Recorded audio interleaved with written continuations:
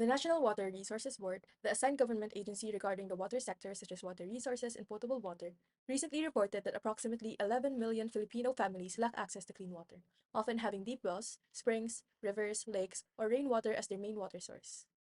This poses a problem since roughly 6 million Filipinos still practice open defecation, risking water contamination and diseases. Moreover, around 20 million do not have access to basic sanitation facilities. With this, the Philippine Statistics Authority reported in 2021 that cases of waterborne diseases such as typhoid and paratyphoid fever, bloody diarrhea, cholera, viral hepatitis, rotavirus, and leptospirosis reached an annual average of 50,000 and 58 from 2010 to 2019. As a group, we want to find out how analytical chemistry can help in addressing fecal pollution in the Philippines' water sources.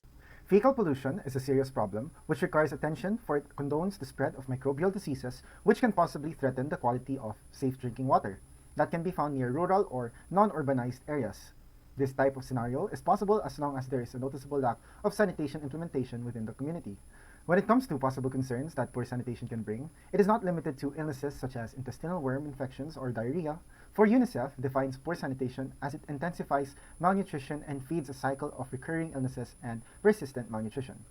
The effects are more noticeable when looking at statistics from the National Nutrition Survey in 2015, wherein it shows the likelihood of stunted Filipino children is 3.5 times possible in comparison to children living in homes with adequate water, sanitation infrastructure, and environment.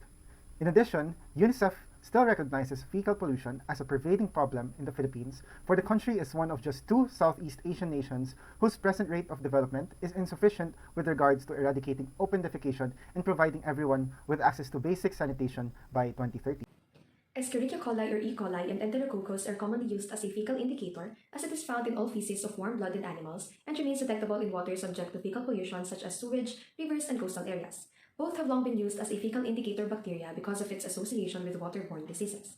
However, because microorganisms take time to grow and be detected, their utility as markers of human fecal contamination and capacity to reduce interaction with contaminated waters is limited. Suggested indicators such as substances produced and excreted by humans, those consumed almost entirely by humans, and those that can reach the human waste stream will be sampled to evaluate if they are too persistent to be effective as indicators. Furthermore, these indicators will be added to water samples collected from waste streams and will be analyzed with E. coli and Enterococci to determine the relationship between chemical concentration and microbe concentration using liquid chromatography or mass spectrometry. The results of this method will subsequently be examined in epidemiological research conducted in collaboration with the National Health and Environmental Effects Research Laboratory. And with the science behind analytical chemistry, the method will be utilized to protect the public's health by screening recreational and drinking waters. And that is the end of our presentation. Thank you for listening.